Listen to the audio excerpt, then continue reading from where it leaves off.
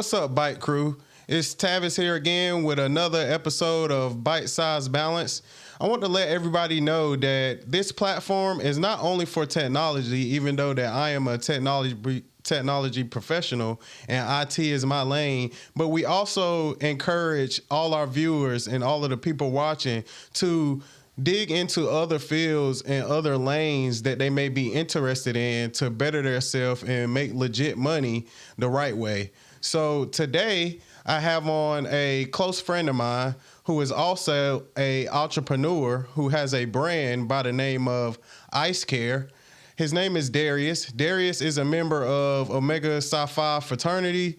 Darius is an outstanding citizen in the North Carolina and Raleigh area.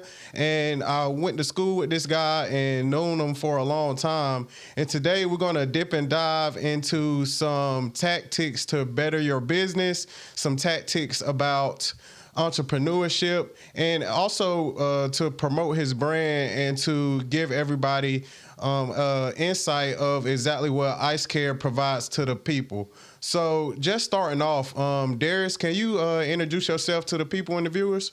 Hey, how y'all doing? This is Darius Davis from Raleigh, North Carolina. I'm here now just promoting my brand, Ice Care.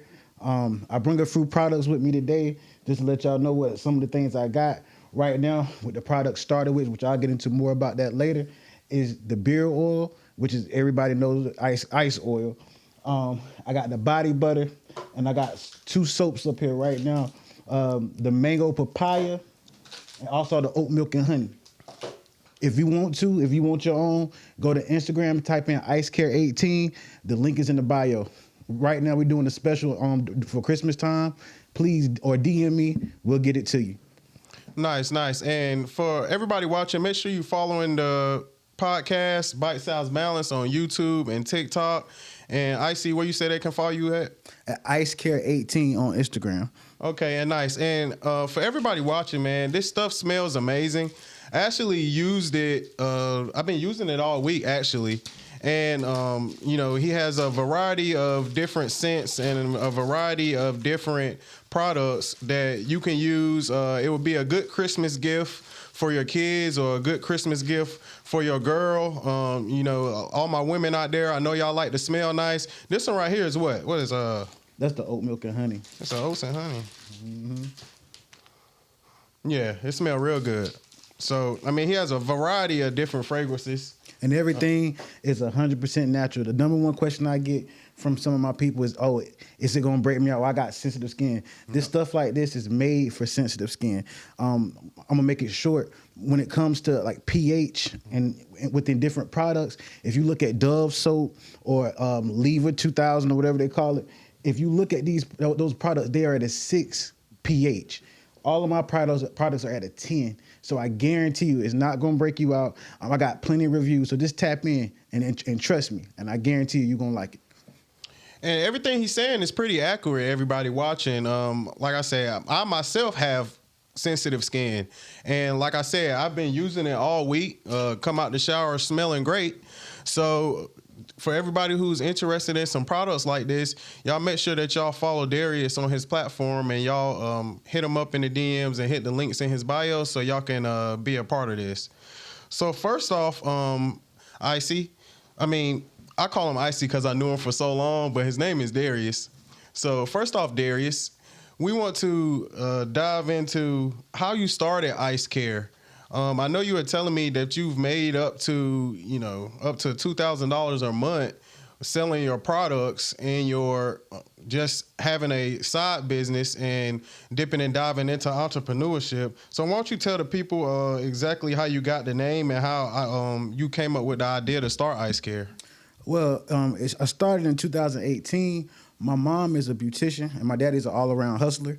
But my mom has always had different products under the cabinet, just different stuff. So I was always hip to the new lotions or the new soaps or whatever the case may be. In 2018, I called my mom and I said, Mom, it's this girl out here selling this product. And I think that whatever you can make, I think you can make it 10 times better. So my mama ended up giving me the ingredients and I made ice oil. That was my first product. I started selling it in the streets. Like I tell anybody, one thing about being an entrepreneur, you cannot be scared of the word no, because people are gonna know you. And sometimes you got to put yourself in some uncomfortable predicaments in order to get your money or to get your brand across. My first sale was at 3:00 in the morning at Sheetz. That's where I started. Y'all can look on my Instagram. Y'all can see it's a bunch of old pictures from back then. I would literally go with the people's cars and can you buy this? And I would take the word no, because I look at it like this. If I ask 100 people a day to buy my product and only 10 say yes, at the time I was selling it for $20 a bottle, I done made some money. You know what I mean? And you got to have that drive. Don't let no be the word that tears you down or discourage you. No, when I hear no, I go 10 times harder, because you got to make your own lane. For example, if a guy comes up to me and say, "Hey, I don't want that. I don't got the money, or I ain't got the money right now." Well, look, I don't need that. Give me your information.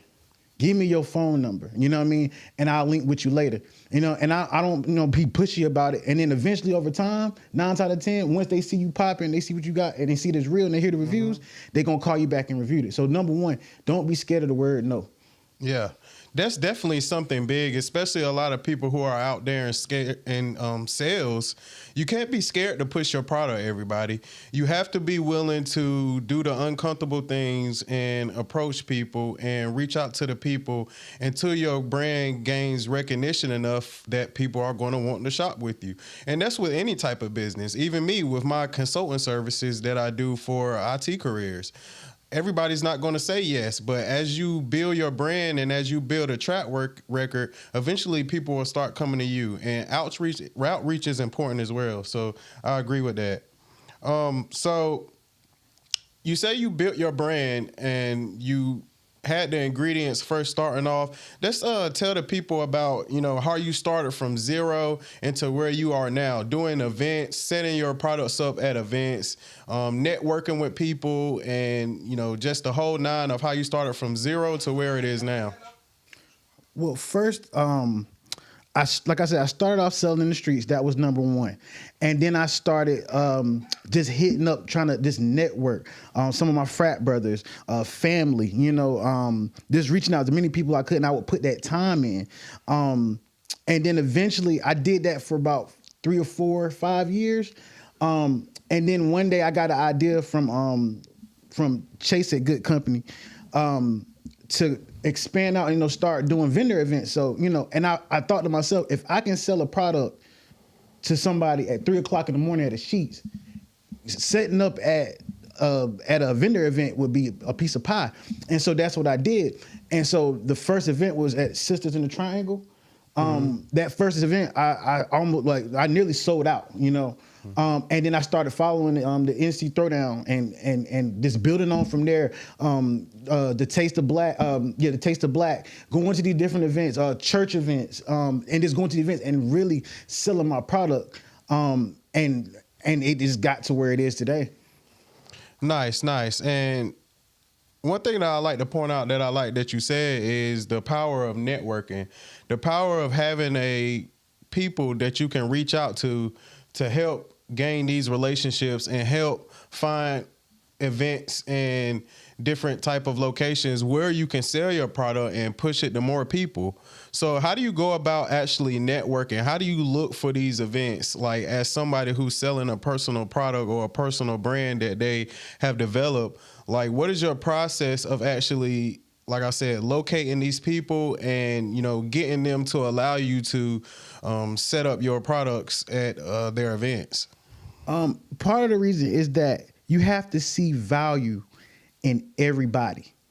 Just because a person won't buy my product doesn't mean that they're not tied to something bigger than the project. I might find somebody at an event or somebody in a grocery store and I'll talk to them. I don't be shy about it. And then I get to know who they are, what type of business that they're into. You know what I mean? And a lot of times I might meet somebody to say, hey, such for example, the nice woman I met at Taste of Black, she had a whole networking event, and it just off of one conversation. So you can't be scared to get out there and just talk. and put the time in. You know, like put that time in your brain, even in your downtime. Like I said, 3 o'clock in the morning, I'll be asleep. I'll wake up at 12 o'clock. Let me go to the store and try to sell some oil. Right. And get out there. And people gonna say what they want to say. People, I done heard it all. People gonna talk. People gonna try to discourage you because they ain't got it going on. Right. But guess what? Keep going, because you never know where you'll be. And like I said, at the end of the day, they'll be clapping for you. They'll be clapping, and you keep going. You stay humble. Stay humble. I like that, and like he said, it's just about having that drive. Those of you out there who are entrepreneurs, I know it can get rough, and I know it can. It comes times and where you feel like you want to give up, and it comes times where you feel like that, yeah, this isn't working for me, and then maybe I need to pursue something else, or maybe I just need to quit. But through resiliency and through just having that drive to get up every day and to push your brand and to push your product into more people's faces, eventually it will, blow up. So you just have to have that drive. So can you tell us about a time, like just tell the people about, how to fight adversity when your product isn't pushing like you want it to, when your service isn't being purchased like you want it to? How do you have that drive to keep going? What is something that you would tell the viewers watching and the young entrepreneurs out there, and even older people who are wanting to start a business? What is something that you would tell them to get their mindset in the frame of, just because it's you may have one bad day, to keep going and to keep pushing their product? Well, number one, before you can do anything, you got to have God in it. That's number one. If you don't have God, then I don't know what to tell you. It all starts with the man above. Then number two, sometimes you got to look at self-reflection, or look at yourself and say, hey, what is it that I can do different? Right. One thing I admire about Tavis is that there was a time period, and he still is. I met with Tavis the other day. He was in there working out, reading a book, and we was having a meeting all at one time. Yeah. So like, it's that tenacity to better himself. I'm trying to learn while trying to build, while trying to get myself together. That's number two. And then going back into like I said, never letting nobody tell you no. Right. It's your vision. It's your vision, and you're gonna have people that's going to support you, and you're going to have people that don't. I do want to give another shout out to Toxic Tornado, my brother. My brother is a huge part of this business. He stays behind the scenes a lot, but without my brother, a lot of this wouldn't be possible. So I do want to give a shout out to him. Nice. I like what you said about there, to keep God first, keep having faith. No matter what your religion is, you want to make sure that you're having faith and you have some type of backbone system that you can depend on when times get rough, whether that's praying, whether that's going to church or going to the mosque if you're a Muslim, or whatever you do to stay grounded. You need to make sure that you're implementing that into your daily life. So when you're hit with hiccups, when you're hit with mishaps, when you're hit with things that can put you in a down mood, that you'll still have that drive to keep going. So I definitely like that take. So something else that I wanted to talk on. So I know Ice Care and Ice Oil is all natural, and that's one thing that's good about it. But when somebody asks you, Darius, what makes your soap or what makes your product different from another type of soap or another type of product, what do you tell them? Well, first of all, I would tell them that it's different from. First of all, it's Black owned. That's number one. And we keep it in the community. And number two, it's prayed over by God. That's another thing. But number three, it's the ingredients that's in it. So I have I have two different bases in my soap. The first one is olive oil, which is kind of symbolic. If y'all read the Bible and read Exodus, one of the primary ingredients in the anointing oil was olive oil. That's one base. And then my other one is goat milk base. So with that, you just can't go wrong. And then I think I have my stuff at a better price. So you're getting top quality for the best price. I'm not saying that it's dirt cheap, no. But for the price and for the value of it, you're getting your money's worth. And then one more thing, and how long it lasts. This one bar can last you at least 6 to 8 weeks, depending on how much you wash. But it's gonna last a long time too. And I agree with that because, like I've said earlier in the pod, I've been using mine all week and it's really not even a dent in it. Like, it's still a real good sized bar of soap that I have in my shower. And I wash sometimes twice a day, depending on if I go to the gym or not. So definitely it lasts a long time. And a quick question, how did it lather when you used it? It lathered real good. Mm-hmm. Yeah, it lathered, just like any other soap would. I was able to lather up. I was able to take a shower, and I smell good afterwards. And that's the result that you want from a good soap and a good beauty product. And women, I know y'all love to smell good. Like I said, he has a lot of different scents. How many scents do you have? About 15 to 18. We still got new stuff coming. Some stuff are seasonal. I know last month we had a fall line, which was the cranberry spice, the pumpkin spice, and the raspberry vanilla. Going into Christmas time, I think in the next week or so, we're getting ready to drop a new line for the winter. So y'all stay tuned and look into for that. Nice.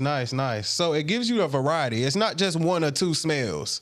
It's a variety of smells, and all the ones that I've smelled smell good. And I'm sure he's gonna pick things that that are appeasing to everyone's nose when they're smelling it. So, how did you learn how to market your products? What's the what is your strategy when it comes to marketing? Like, I know a lot of people like to use social media. A lot of people like to use in person. A lot of people, is it just touching all of those different avenues? But let's just talk about marketing and where a lot of business owners fail when it comes to marketing their product to customers so that they can sell it. A big part of my marketing, and I'm going back to my brother. Mm-hmm. My brother. So when I started Ice Care back in 2018, social media wasn't what it is. It's not. It wasn't what it is today. Mm-hmm. Back in them days, I would just take pictures of my customers and upload it, and I would just stay consistent. Yeah, being consistent. Monkey see, monkey do. Exactly. Yeah. Being consistent, and more people start hearing this. Believe in yourself, believe in the product, and be consistent. So I did that for the first couple of years. I took a little time off from the business when I had my son. Shout out to Raiden. And as time progressed, my brother came to me. He was, he's a little bit younger than me, and he understood marketing different than I did. Mm-hmm. So I was able to network with him in order to start making videos and going to events and doing stuff like that. So that's the biggest part of my marketing is what they say, plain folks.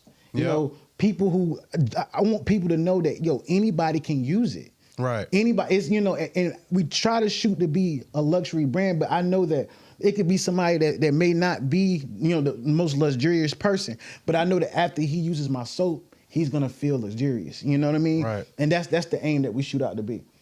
And this beard oil is nice here too. This is exactly what he started off with, was the beard oil. What I remember, this was your first product, correct? Correct. And beard oil, for all of you men out there with beards, it'll make your beard nice and shiny. It also smells good as well. So like I said, he has lotions. He has a lot of beauty products, soaps. He has beard oils. So it's a variety of different products that you can choose from with the Ice Care brand. So another topic that I wanted to touch on.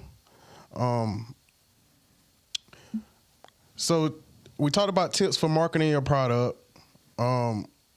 What are 3 steps that you would give entrepreneurs today if they said, I got something, let's just say I have a t-shirt business and I want to start selling my clothing brand?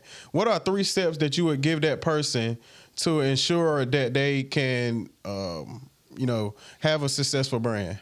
So 3 things, and I, as a psychology major, studying human behavior, it's 3 things that I stick by, and that is the spiritual, the mental, and the physical.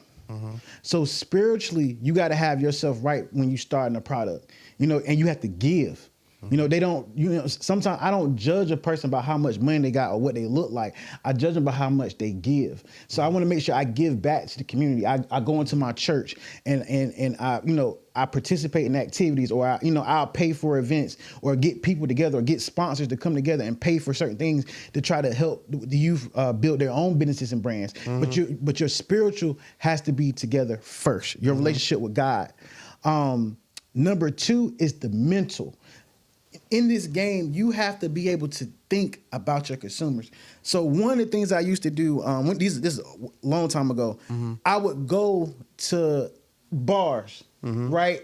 And I knew that at 11 o'clock that a lot of the people would be drunk. And so I would go in there with my product. I would have a jacket on. Shout out to DJ Flight because he was with me. Yeah. I would have my oils in my coat pocket. And so I would wait for everybody to get drunk, and I would stay sober, and I was waiting for everybody to get drunk. And so they would get drunk, and I would go selling oil, and I would come out $300, $400, $500 some night. Yeah. Just off of that, it was the mental. You know what I'm saying? I dealt with the mental of people, or just putting yourself in the right place, doing the research, about people. And then lastly, physically, do the work. Do the work physically, even if you're tired. Do the work. And if you feel like you're too tired, whenever there's a bunch of chaos, sometimes it's not the chaos itself, it just needs to be organized. Yep. Organize your time, your time, and physically, and listen.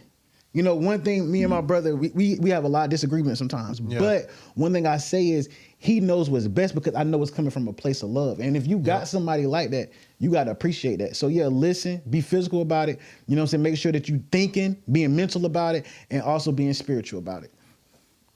Yeah, because I like what you said there, because those same principles align with pretty much any industry that you're trying to pursue. Even like I was saying when I had my guy Josh on, the network engineer, you have to, if you want to be in tech, you have to make sure you taking that time out to try to study those certifications, to lab and get hands-on reps with those things. If you're a photographer, you want to make sure you're taking pictures. You want to make sure that you're, constantly doing your craft so that step after step, you're just going to get better and better at it until eventually you'll become a master at it. So you have to be willing to put the time in. You have to be willing to have those down days. You have to be willing to, even when you don't feel like it, to keep doing it. And I feel like that's a lot of people's issue. I feel like is that they don't see any progress, so they just give up. And just having that drive, just having that, I call it that dog in you. Just having that dog in you to, keep pursuing your dream and to keep pushing even in times of adversity, that's important to have. Right. So I like that. So another question I want to ask you. So why do you think most people fail in small businesses? I know they say small businesses, I think they say it's like 75% of small businesses fail. Why do you think that is, and and what are some ways that the viewers can, something they can put into their mind where they can understand that? So it's a thing that we call in Omega Land called fear. Fear is a mind killer. That is an evil that will disintegrate you from the inside out. You must learn to face it and control it. And I think that's one of the main reasons why people give up. Or they don't be successful, or they fail because out of fear. There shouldn't be no fear. You may not have. There was times where I had no resources. Right. You know what I mean? But you have to use the resources that you got, because and if you got family, like for example, my brother, I might not have it. You know what I mean? But I can call my brother on my team that I know. Like, look, he'll go give me $40, $50 so I can do what I got to do to get something up for the event or pay for an event. Back in that time. So it's fear. Don't feel like, I'm gonna put it off till next month. What can I do? When I started Ice Oil, this bottle didn't look like this.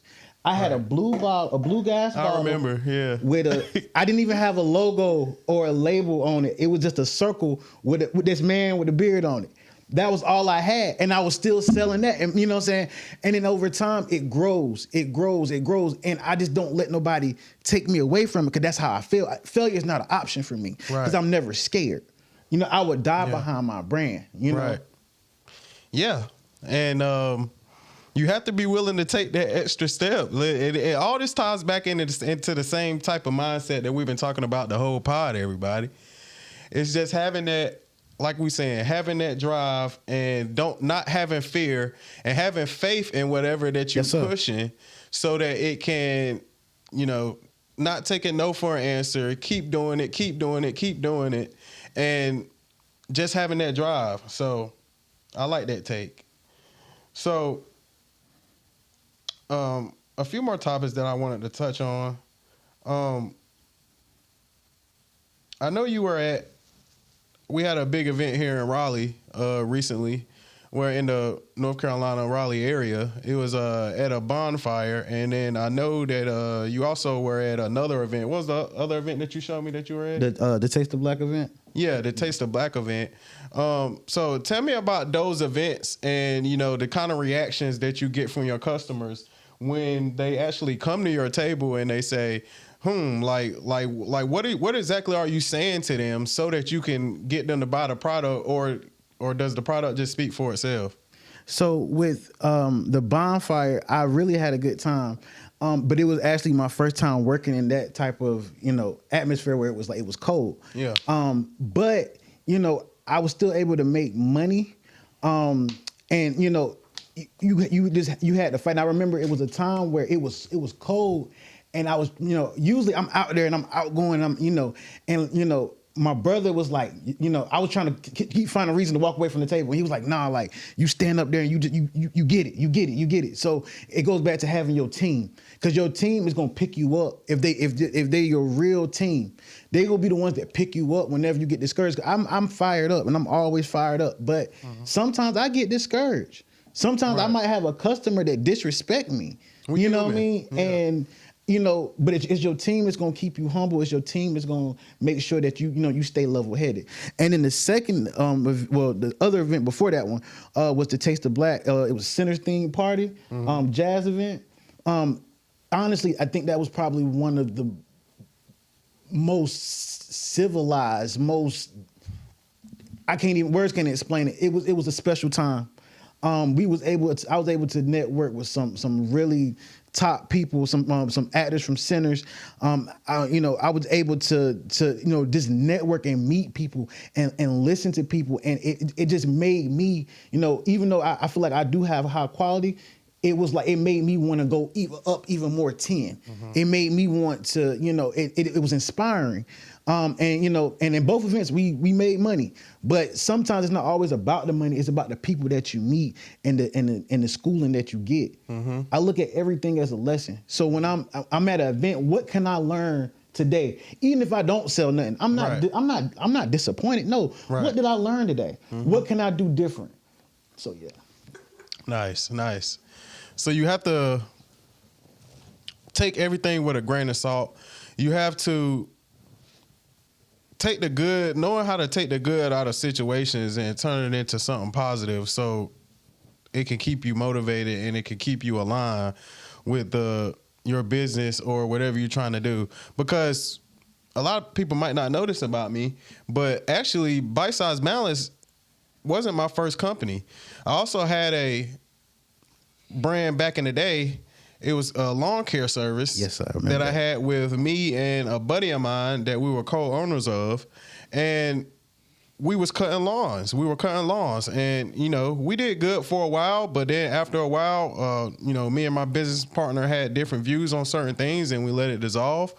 But at the same time, I used that as a lesson to know what not to do in the future, and as well as to figure out ways from my past lessons that I can use in my business today to further my brand better than I did the first time. So sometimes you have to take those L's. You're going to have to take those L's to actually learn exactly what not to do and learn exactly what you need to do so that you can, get success out of whatever you're doing. There was it's a book called, I think, The Art of Mastery by Robert Greene. Yeah, I read that one. The Mastery by Robert Greene. Mastery. Yep. But it was a thing called your life calling, or something of that nature, but it's your life calling. And sometimes our life calling starts when we're young. I was selling stuff at 4 years old. You know what I mean? I sold stuff from elementary school. I was selling bubble gum. Yep. In high school, I was selling cigarillos. Like I was always selling something. And let me tell y'all, this guy, when we was in college, at Chowan University. Shout out to everybody that went to Chowan University. So this guy was selling food. This guy was selling sausages and burgers, cooking in his dorm room and selling that to people in the dorm late night when all the restaurants was closed and everything. You could go to his room and actually he'll make you a hot dog, he'll make you a burger or whatever he had in there. And he was making money from it. Like people were going in there buying food. He'll make you some fries, all type of stuff. So he always had that hustle mentality. My dad would give me $40. And, you know, he would give me $40 and then he would take me to the Just Save up the street. Yeah. If you went to Chowan, y'all know what I'm talking about. And so they would have like, you get like the 5-10 meats for like $30, $50 or something like that. Yeah. And so instead of me eating that food, I would bust it down and start selling it. And it was crazy because I started out selling here. And so it goes back to what I was talking about earlier, the mental. Yeah. I'm thinking about the people I'm selling to. Well, in Murfreesboro, everything closes at 10, 11 o'clock. Yeah. Ain't nothing open. And I know people gonna be hungry. So what I would do is I would wait about 11 o'clock and everybody, Yeah. you know, be slump or, you know, in college people, you know, drink or whatever, and they get hungry. And so I'll get like a burger or a sandwich, you know what I'm saying? And I'll walk around the dorm. Yeah. And I'll just walk around like this and let the air, you know, the air hit Let it. everybody smell it. By the time I got back to my room, I had a line outside the door. And I'm Yeah. just doing. I paid my phone bill. You know, it was Yeah. things like that. But it goes back to the mental part of it. I see a situation, I see how I can make money out of it, and then I go. And I go at it 100%. Yeah. So yeah, that was a neat story for y'all. Yeah, man. The college dorm. He had the college dorm booming at Chowan Them University Cadillac sandwiches, with the sausage sandwich. with the late night sandwiches and stuff. Yeah, that was next level right there. That's why I always knew you had that drive to, you know, no matter what it is, you was gonna make sure that you sold it, and you was gonna make sure that you was making some money somehow. And he always been like that. And some people just like that naturally, but some people have to learn that skill. You know, everybody don't have that skill to actually just want to make a dollar and just, you know, have that drive to keep doing that. What are some things that people can do to develop that skill, did you feel like? Read and put yourself with people who do it already. That's a good one. I've read so many books, and I'm really big on the theory, what you read today will be your life 5 years from now. So I would read books about the art of selling. Yeah. I would read books about, it was one book, I forget the title of it, but it was about an FBI agent who compared being an entrepreneur to working with people that's about to be on suicide or something like that, whatever the case may be. And he would use like different answers. Like I study, I read on my craft, and I learn this different thing, or just watching people. Another thing you can do is talk to some people in your family, or just put yourself in certain social circles that is going to help you. You might have friends around you that's not looking to do the same things or not believe the same things, and you have to be able to say, hey, separate myself. Right. And then last thing is value your time when Right. you're trying to learn how to be an entrepreneur. I look at it like this. If my friend called me and said, hey, come over and get some drinks, right? Right. It's either A, I could waste my time and money, both of them, going over there just to drink and laugh and kiki and scratch. Right. Or B, I can go home and get on the computer and start making my my posters for next week, or looking at my events, or sending out Yeah. emails. Like, how are you going to spend your time? You know what I mean? How are you going to balance that time? So, yeah, that's it with that. Time management is very important, everybody. How you spending your time. We only get 24 hours in a day. And if you think about it, that's really not a lot of time. No. You sleep 8 hours. You got to eat. You got to, you know, be productive. So it's like, you know, every hour that you spend doing something that's not productive could have been an hour being put into something else to better your craft or better whatever you have going on. So time management is very important. And I actually hear a lot of successful people say that. A lot of successful people in business and in different fields say that, you know, talk about how important time management actually is. So if you're wasting your time, yeah, you might not be able to hang out with your friends that day. Yeah, you might not be able to go out with your girl or whatever that it is, but you have to know that the more time that you spend on your craft and the more time that you spend in what you're trying to do, then the more successful it's going to be. The time you put into it is the rewards that you will get out of it. So that's definitely a good take. How much time we got, Ralph? You had 34 right now. Okay, we got plenty of time. Yep. So another topic that I wanted to touch on. So we talked about. Can you talk about a L that you took and that you learned from in business? I think one of the biggest L's that I took was, oh man, I can't even say, because like I said, it's hard to say that because even when I lose, I feel like I win because I will grab the crumb off of it. If I was to go to an event and let's say I went and I didn't sell nothing, right? Some people would be discouraged from there, but not me. Because my thing, okay, bet, let me go out here and get 100 phone numbers real quick. And I felt like I won when I got home. I went out here, I don't, like I said, failure is not, losing or failure is not an option. It never will be. I'm going to keep going and I'm going to make the best out of a bad situation. Yeah, definitely. Making the best out of a bad situation. That comes down to it. What are some more points that we made? We said making the best out of a bad situation, making sure that you stay grounded in faith, making sure that you spending your time wisely. I got one. Go ahead. Another thing too, and this is something I actually been studying, is appreciate the art of silence. Mm-hmm. So once you become an entrepreneur and you really start, making money and start networking, you know what I'm saying, you're going to have the old people and you're going to have new people in your life that's going to be calling your phone all day long. That's going on and you still got, you might got kids, you got parents, and you got to bounce. But sometimes you got to take that time to just be quiet and sit in that silence and really get your thoughts together. Take that me time. And that's going to make you a more successful entrepreneur because everything's going to be chaotic.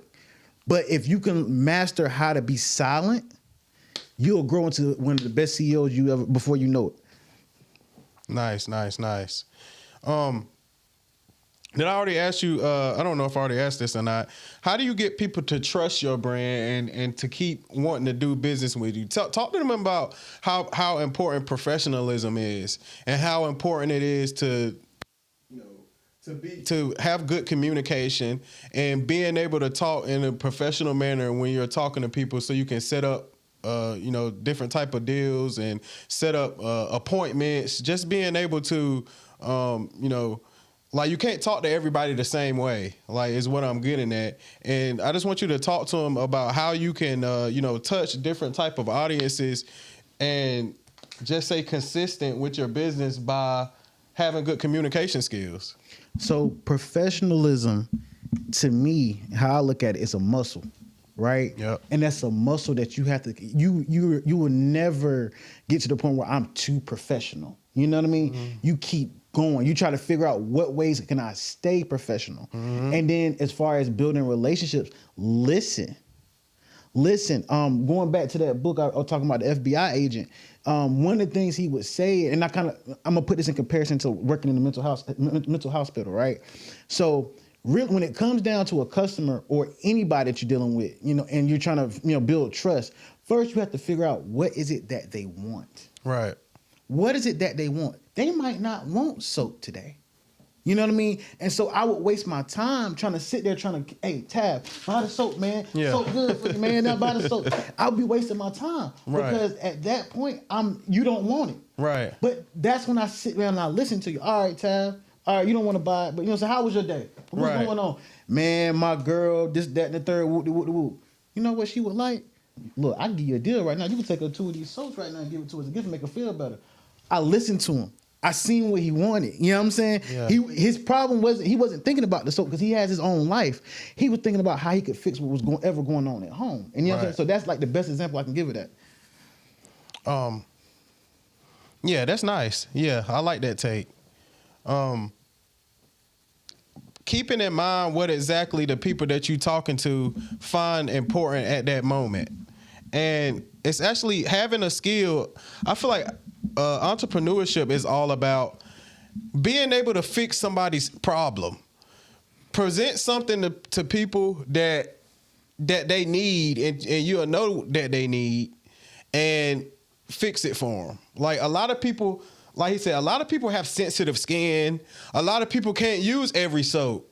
Like I know a lot of people, you know, especially in the black community, a lot of different people have, you know, sensitive skin, and they can't just use any old product. So that's going to be the first thing they ask. All right, is it all natural? Is it going to make me break out? Like that's the first thing they're going to ask before they even dip and dive into a product. And you know, being able to have alternatives to the mainstream things that's already available, and having something that solves people issues. People with sensitive skin can use this. Right. You know, it's something that they can use and not have to worry about breaking out, or not have to worry about, you know, all the extra chemicals that's added into a lot of the products that's out there today. And like, even with Ralph over here, even with his business, he provides a location where people need that service. People need to shoot podcasts. People need to record music. You got to find whatever it is that people need and that they're willing to pay for, and that people going to pay you for it. So and see, going back into trust, right? Yeah. So you know how your mama used to say, you got to give respect, it's like, or give trust, you know. Yeah. But another thing too is knowing how to receive trust. And one thing I've learned about being an entrepreneur is a stranger will trust you more than your friend sometimes. You know what I'm saying? What? I did notice that. A stranger will trust you more than your friend will. And is this true? When I sell my products, you know what? I could ask a stranger and sell it to a stranger I don't know me from a can of paint, and he will buy it and trust me. Like, all right, I'm trusting you, man. But call me. If you have any problems, call me, right? Yeah. But it could be somebody that I've known for years.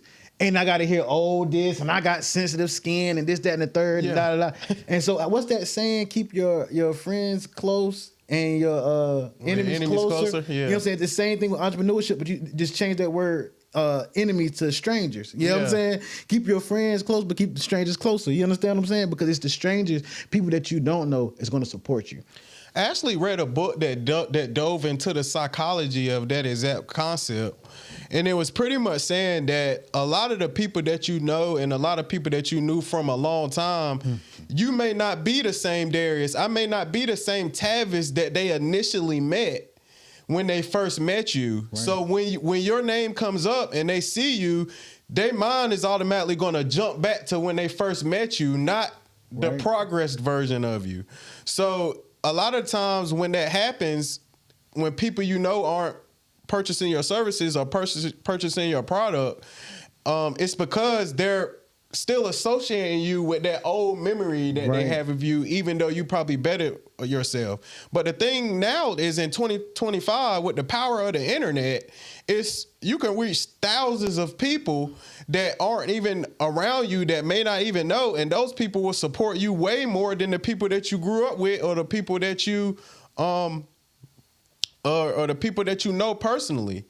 And I feel like it comes down to wanting to work with other people, not keeping all your eggs in one basket, because somebody out there need it. Whatever you're selling or whatever you have to provide, somebody needs it. It might not be the people in your immediate circle, but just knowing that, using the internet and using promotion and using marketing and using word of mouth and going to events and setting up or doing whatever you got to do, eventually your crowd and your clan is going to find you. Right. Your clan of people and your target audience will find you if you keep pushing what it is that you're trying to sell or the service that you're trying to push. And I think that it's like the reason of why they're buying it. It's a difference with a stranger and somebody you know. Yeah. So it's like with a stranger, it's like I'm buying, okay, I really need soap, and I'm really looking for something, and I'm really about to try this. I'm gonna give you a try. You know what I'm saying? Yeah. But with a friend, it's like, I don't need soap. I'm doing you a favor. And it's up to, and I have to make the decision if I want to do that favor for you or not. And that's the thing that's the hard part about it. Cause it's like, dog, man, you've known me for this long or this, that, and the third, and you can't support me. And it's like, once again, they feel like they're doing you a favor. You know what I'm saying? But then when they go to Food Line or they go to, to wherever they get their soap from, you don't ask all them questions. You don't think about it, all that. But it's like the fact that somebody that you know is selling it, now it's a problem. Yeah. So, and like I said, it's all psychology behind it. Actually, one of the most recent books that I read was it's another Robert Greene book. It's called The Art of Human Nature. Yes, and sir. it was just saying that it was just pretty much talking about some of the way that people act and some of the things that way people present themselves, it's impulsive. Like it's not like it's not that they have anything against you. It's just that like that's human nature. Like envy is a emotion that is not controllable. right. Like that's what people don't realize. Like people might think that people are hating on them, but what they don't realize was back in the day, it's natural to compare yourself to other humans. Right. That's how the cavemen, that's how they were able to reproduce, because they're comparing themselves and what they had to offer to the other men in that environment. And women do it too. They compare themselves to other women and try to deem themselves more valuable. And it's not because like even when you like, if you see somebody doing better than you, or you see somebody that's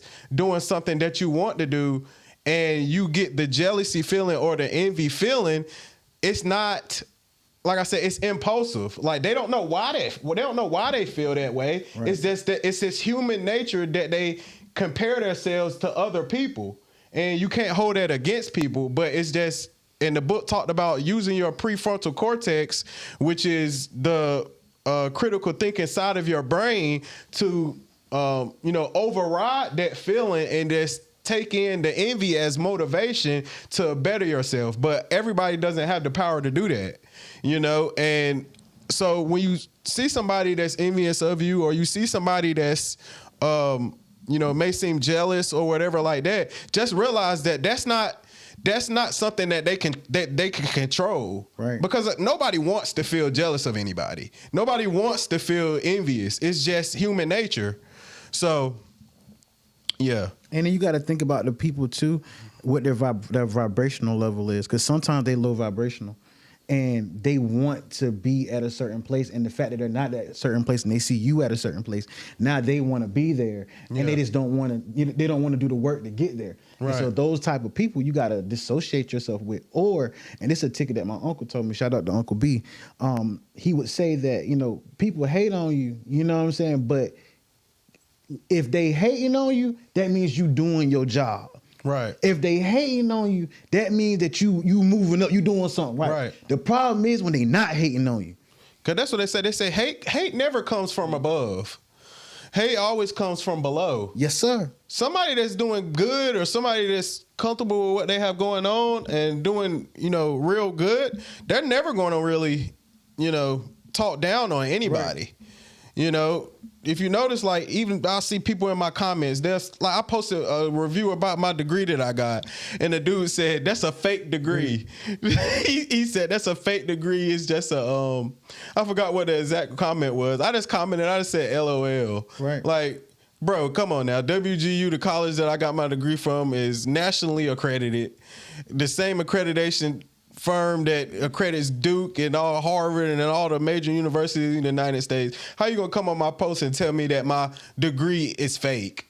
Like, come on now. I just laughed. And a lot of those people, you can't feed into the negativity. No. You have to, like you said, knowing what's noise, and knowing, how to distinguish stuff that can actually help you, and, the people just talking.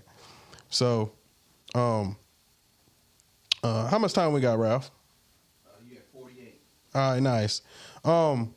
So we went over your biggest L.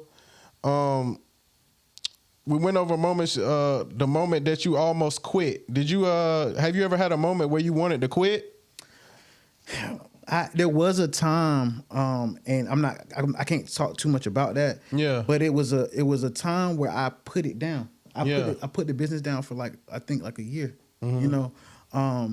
and it was because certain stuff was going on in my life. Right. But I remember, and I'm gonna tell it because I'm just a raw person. Yeah. There was a time where I had to choose between having something I love or losing my apartment. Right. I had to choose between. I had enough money to pay one of the two. Right. And I ended up, of course, I bought the thing that I love because it was more important. Right. Mm-hmm. But God made it a way, because I remember once I gave that money for the thing that I love, right, I was sitting there stressing, like, what am I going to do? And I don't like to ask, you know what I'm saying? I don't like to ask for stuff from my parents, you know, even though I know they'll, because I'm a man, they raised me to be a man. Right. And so as I'm sitting there contemplating what I'm going to do, I walked past the closet and a bottle of oil fell out. And I said, man, let's get back to it. Went and started whipping them up, and I got back to it. You know what I'm saying? So like, even with quitting, like, you know, so you gotta, you know what I'm saying? Like, that's God though. That was God, and it goes back to what I said earlier with those 3 steps. God is gonna take care of you when He's gonna come and be a comfort to you, even when you think He's not. At that time right there, I wasn't thinking about nothing else, but I know God was there, and God said, "Hey, boy, you forgot you had this oil up in this closet, and you put down for a year, and I'm back to it." You know what I'm saying? So yeah. That's crazy. It's like the universe was saying you was about to quit, and He said, "Hey, you got this oil you got to sell. Like, you better get out there and sell that." Right. And I'm so serious. That's crazy. I just sent the money off. Yeah. I went and sat down, and that bottle of oil fell out the closet. And I was like, yo, let's get back to it. You know what I'm saying? Back on the streets again. You know what I'm saying? Yo, that's an interesting story right there. So we talked about how to create a brand that people can trust. Talk about consistency and, you know, posting discipline, and, you know, how important it is to stay consistent.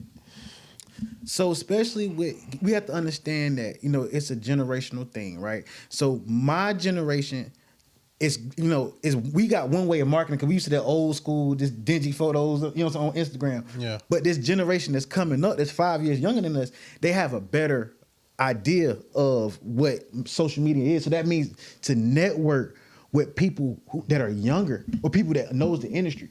Like I said, when it comes to marketing, I can't take that from my brother because he knows it. Mm-hmm. He's done. He sees it. He has an eye for detail. Did he major in marketing? No, he actually was a sociology major. Oh, okay. But he got that hustle in him too. Like I said, he just stay in the shadows. So yeah. Yeah. So we talked about the drive and mindset behind your success. So we're gonna finish it off by just get some advice about just get some advice. Lastly, to new entrepreneurs coming into the game, just for somebody that's been doing it for a while, just get some advice to them, and then we're gonna wrap it up. Well, I'm just gonna recap, and like I said, number 1, God. Get yourself right with God. Some people don't go to church, some people go to church, whatever the case may be. Figure it out, but get close with Him, because that's gonna be your backbone when things go left. He's the one that can see that jealous person coming before he comes, and he can warn you. You know what I'm saying? Right. But if you ain't connected to Him, what else you connected to? You know what I'm saying? Think about that. Then number 2, mental. Study. Your brain is a muscle. Work it out. Read as many books as you can about entrepreneurship. Listen, sometimes it could be a situation where the person that you're talking to, you might be feeling like, all right, they're not paying me enough for this. Mm-hmm. Okay, cool. But don't look at it like that. Look at it like, nah, I know he knows the craft. So yeah, he might be lowballing me for it, but guess what? The lesson I'm going to get out of it, oh man, I can't beat that. Yeah. Because now I'm about to be set up to make more and more money. And last is the physical part. Have tenacity. Be, you know what I'm saying? Be ruthless. You know what I mean? Like, just go at it. Don't let nobody tell you nothing. You know what I mean? It's your brand. And it's going and have that thought in your head. Like, look, I don't care what nobody say. You know what I'm saying? Unless they're on your team. If they're on your team, listen to them. Because your team that's really there for you, they're going to make sure you're right. But everything else, tune it out. Don't get caught up in distractions building the business. And this is for all the men out there or women, if the person that you're dating don't see your vision, don't waste your time. don't waste your time. Because if they don't see it, how can they support you? If they don't see it, that means that they're trying to pull you away from your vision to do theirs. You know what I mean? And you'll catch yourself not having a business. You know what I mean? So don't let nothing distract you. Don't let nothing distract you. Because it's a treacherous world out here. People always plotting on you. You know what I'm saying? And then another thing I say too is when the thing about entrepreneurship that I see, especially going to a lot of events, it's a monkey see, monkey do type of thing. It's people who gonna see you do something, and then you might come back a week later, and then they doing the same thing you doing. You feel like you was copied. Don't get upset at that, right? Mark Cuban said, whenever you see there's a competitor, that means go 10 times harder. So I'm gonna figure out what it is. Okay, bet. Oh, he did this, right? I will stay up for 24 hours working on a project, you know what I'm saying, so that I can be that much higher the next time. And guess what? Once they copy that, because that's leadership. Yep. You have to understand, if you want to be a leader, that means people are going to follow. And when they follow it, if I'm leading a group of people and I look back and I see them doing the same thing that I'm doing, I can't get mad at that. I can't say, oh, they copy. No, I'm a leader. They're gonna naturally follow me. Okay, I need to continue to go forward and do something else. You know what I mean? But yeah, that's my 10 cents. We gave y'all a lot of game on this episode, everybody. I hope y'all been paying attention. It's just a lot of game about, like I said, entrepreneurship, the mindsets that you need to have, the processes that you need to take when you're pursuing your brand and when you're pursuing something that you really want.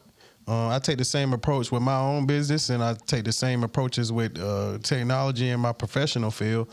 And just take everything with a grain of salt and apply it to your life, and eventually you'll come out on top, everybody. So, Darius, why don't you tell everybody where they can find you at one more time? You can get on Instagram and go to IceCare18. The link is in the bio. Yep. The link is in the bio. It's a Shopify store. Click on the link. It's going to take you there. Get what you need to get. Or if you are local to the Raleigh area, you can DM me your order. You know what I mean? I'm not hard to communicate with. It's out there and people are buying it. So get yours. Nice. And for everybody following me, like I said, I got a book coming out, Bites to Bits. I'm on the last couple. It's called Bushes to Bites, how I went from landscaping into making 6 figures in tech. So, y'all be on the lookout for that. I got another guest coming on later on this week. He's a network architect. And, he's really respected in his field, and he's going to come in and give some game to everybody. And make sure y'all following the channel, ByteSizedBalance, on TikTok, Instagram, YouTube, everywhere. We everywhere at ByteSizedBalance.